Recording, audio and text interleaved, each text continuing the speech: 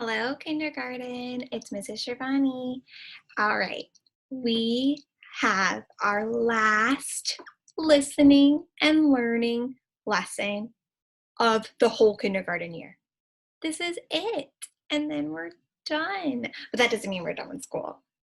We still have lots to do. But this is our last listening and learning lesson of the year. Pretty crazy. All right, so we have been learning all about the founding fathers of the United States of America. And did you guys know that 4 of the 5 presidents that we've learned about are the 4 presidents whose faces are carved onto Mount Rushmore, which is right here. Mount Rushmore is a big rock mountain in South Dakota, and it's a national monument, which is a work of art that is made to remember a person or an event. And here we have George Washington, Thomas Jefferson, Teddy Roosevelt, and Abraham Lincoln. Those are 4 of the 5 presidents that we've learned about. Now, the 5th president we learned about in our last lesson, he's not represented on Mount Rushmore because he became president many years after Mount Rushmore was carved. So this was already carved, and you could go up and look at it after or before he became president. So that's why he's not on it. All right, so listen closely. In this read aloud, we'll hear about how they made this big rock mountain and details about who created it and who was involved. And then we'll fill out our journal today. And in our journal, we will write, answer the question, who is one president that was on Mount Rushmore, which we already know the answer to, who all 4 presidents were, right? And listen for this one. We'll learn who didn't want Mount Rushmore to be carved and why. So let's read to find out the answers to those 2 questions. Here we go. Oh, before we go, I also wanted to tell you guys I am putting these coloring pages up on Google Classroom if you want to color them. I know a lot of you like to design things and color things, so you can do that right on Google Classroom, or you can print them out and color them with watercolors or markers or crayons, whatever you have at home. I'll be sending you this one of Mount Rushmore, this one of George Washington. We have the Lincoln Memorial, and here we go with our story. So those are just optional if you would like to do that for extra fun. Okay, you ready? Today, I'm going to tell you a story about a wonderful monument. This is a special monument of 4 of the presidents you have been learning about: George Washington, Thomas Jefferson, Theodore Roosevelt, and Abraham Lincoln. This monument is carved or cut out of rock on Mount Rushmore in the Black Hills of South Dakota. I even see Theodore Roosevelt's glasses too right there. Boom! Everyone near the mountain was covering their ears, but they still heard the thunderous explosion followed by loud crashes. Boom! It happened again. Goodson Barglum was blowing up a mountain. I see that happening in this picture. Oh man. Goodson Barglum was a well-known American sculptor. A sculptor is someone who creates a work of art by carving or molding clay or stone. That's what a sculptor is. He created many statues of important people in history. One of his statues of Abraham Lincoln is on display inside the U.S. Capitol building in Washington, D.C. Goodson usually used a hammer and chisels with sharp points to make sculptures out of rock. But this statue was different. This time, he used dynamite to blow away huge pieces of rock from the side of a gigantic mountain. Pretty interesting. It all began with a man who had a big idea, a very big idea. Du- Dwayne Robinson loved his home state of South Dakota.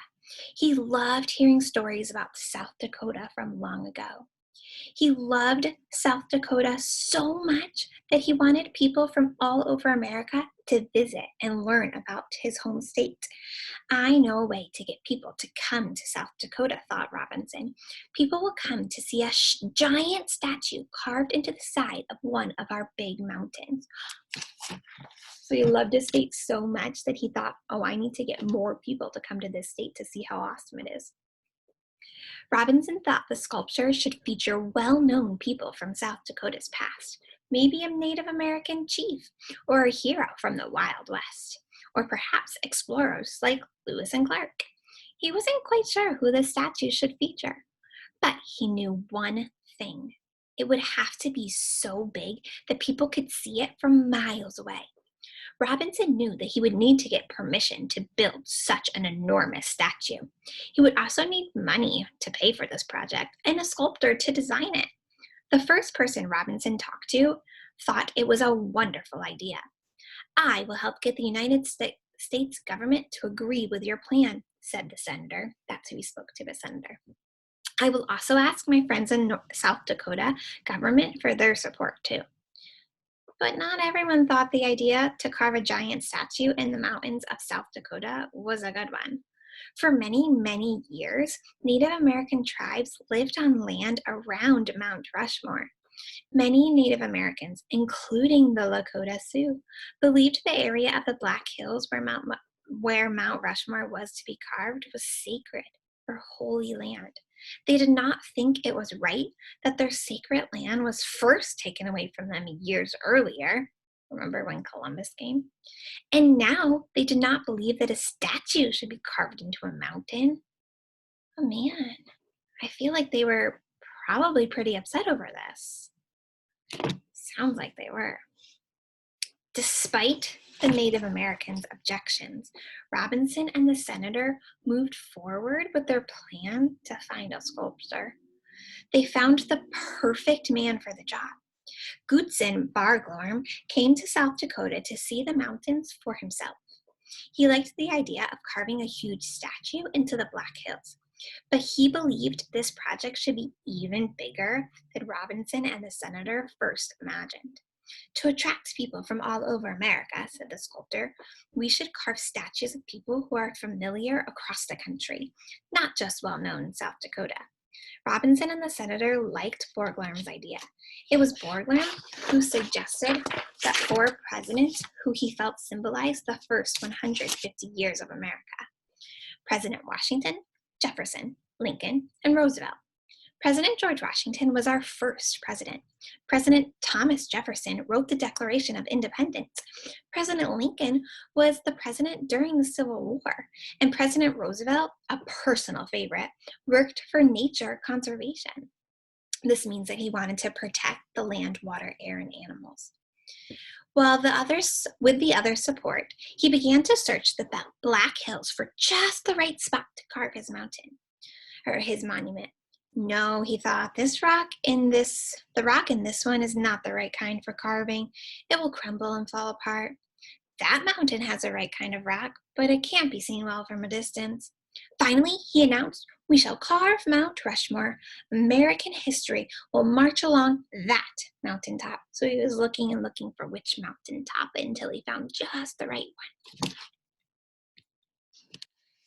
Now, the only thing the group needed was money to pay for their project.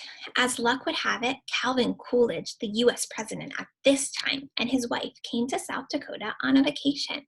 To make sure that President and Mrs. Coolidge enjoyed their visit, the senator and his friends secretly moved extra fish into the stream outside the Coolidge's vacation cabin. I'm laughing because this is kind of a silly scheme. They hoped the president would catch lots of fish and would want to stay in South Dakota longer. It worked. While he was there, Goodson Borglorm and Dwayne Robinson went to ask the president to help raise money for their project. President Coolidge liked this idea too. He gave a speech about their plan so people from all across the country would read about it and send money to help.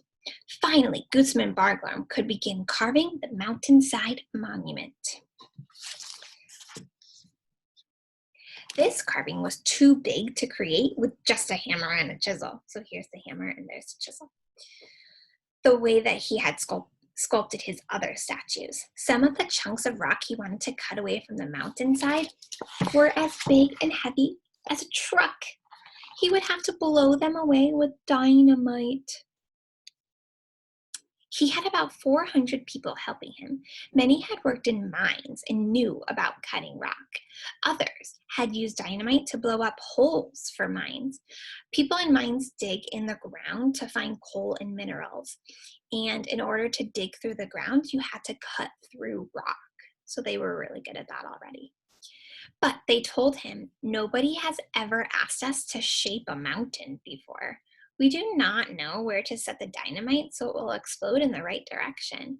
We don't even know how to blow up just the right amount of rock, but not too much. Borglum had to figure out how to do that himself and teach his workers. Every step had to be done very carefully. If they cut too much rock, they could not put it back.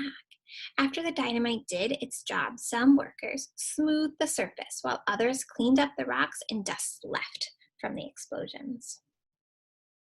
So this was a very big project to take on, wasn't it? It wasn't just as easy as, oh, let's just find this mountain and start carving. They had to figure out a lot of things first in order to make it happen. Let's keep reading. It took more than 14 years, so longer than some of you or all of you are old, right? More than double your age. That's a long time. 14 years. Where are we? Unfortunately, Goodson Barglarm died in March 1941, just 6 months before these giant faces were done. Oh, it's so unfortunate that he couldn't see it, huh? Thankfully, his son, Lincoln, who he had named after the president, was determined to finish what his father had begun.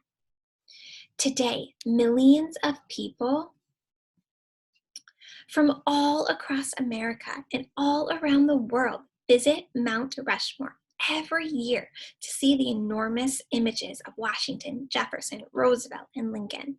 The carved faces sits 500 feet above the ground and measures 60 feet long. Whoa, that's the height of a 6-story building from forehead to chin. Even more amazing, the monument can be seen from 60 miles away. So you can see it from very far away in your car. Dwayne Robinson had dreamed that people would come. The senator worked tirelessly to make it happen. And Goodson and his son Lincoln brought that dream to life. Whew. They sure did. That was a good story. I liked it. I like learning about facts of how things happened, and I know that you guys do too. All right, so let's answer these questions real quick.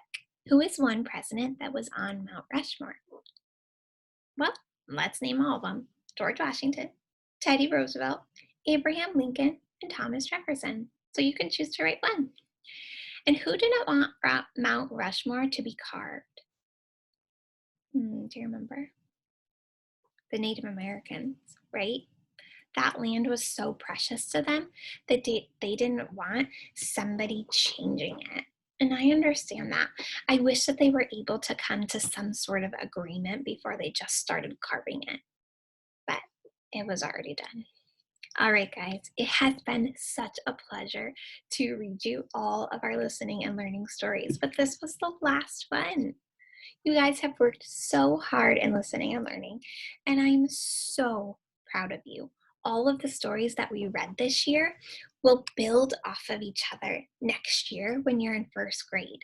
So what we read this year, when you are sitting in your first grade classroom next year, you're going to think, oh, I remember reading about something like that in kindergarten.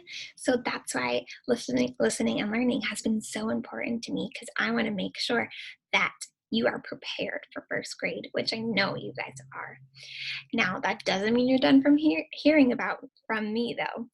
I have some fun things up my sleeves for you guys, and I'm going to keep reading for skills too. So thank you so much for reading with me and listening to me.